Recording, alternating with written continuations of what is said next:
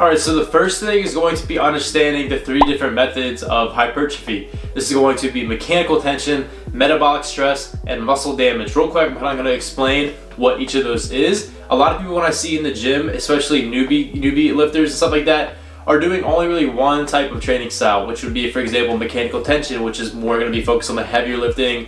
A lot of guys in high school doing your typical 5x5 for every lift. Then some people just maybe don't train really strength at all, and they're just doing like high repetition stuff that's going to be more metabolic stress. So real quick, mechanical tension is going to be basically the maximum amount of force that you're putting on your muscles and recruiting the maximum amount of muscle fibers in that lift. So stuff like this is going to be your heavy compound movements. This is going to be like your heavy bench, deadlift, squatting, shoulder presses and stuff like that. Whatever recruits the most amount of muscle fibers, puts the most load. Usually it's what's going to be taxing your central nervous system the most. This is going to be mechanical tension. It's been shown in a lot of studies where you maximize mechanical tension, it is really good for muscle growth. That's why a lot of programs incorporate squats, deadlifts, benching with heavier lifting and like lower reps and stuff like that, because it is shown scientifically to help improve muscle mass. But you shouldn't just choose this one style of training. There's also 2 others: muscle damage and metabolic stress. Muscle damage is going to be involved with the actual tearing down of like muscle fibers and muscle cells.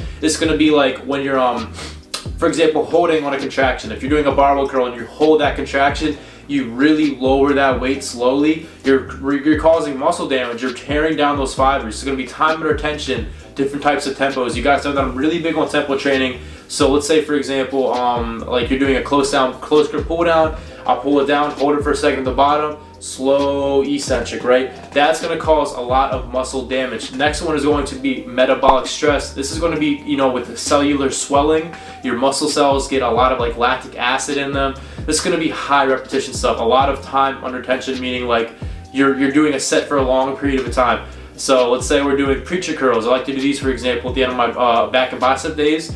I'll pick a weight. I'll do maybe 12 reps of preacher curls. I'll drop the weight about 30%. I'll rep it out again. I'll drop the weight another 30%, and I'll rep it out again. That's an example of really increasing metabolic stress. You get a crazy pump. It's going to cause cellular swelling. So what I really need you guys to do is, especially if you're a newbie lifter, you need to incorporate all 3 of these hypertrophy training styles into your routines. So let's say, for example, let's say we're doing a chest day for once. We're going to start off with a heavy barbell bench press to get that mechanical tension down. After we finish that low rep barbell bench press, we're going to go into some cable flies. We're going to get some muscle damage in. We're going to hold it for a contraction, and then we're going to do a 3-second negative, get some muscle damage in. After that, let's say we're going to do some like incline dumbbell pressing. The last set of our incline dumbbell pressing, we're going to do like a triple drop set. We're going to go to failure, drop the weight 30%, go to failure, drop the weight, go to failure, and that's going to be a really long set. That's going to really hit all 3 types of hypertrophy training. So yeah, that's the first big tip when it comes to something you can add to your routine.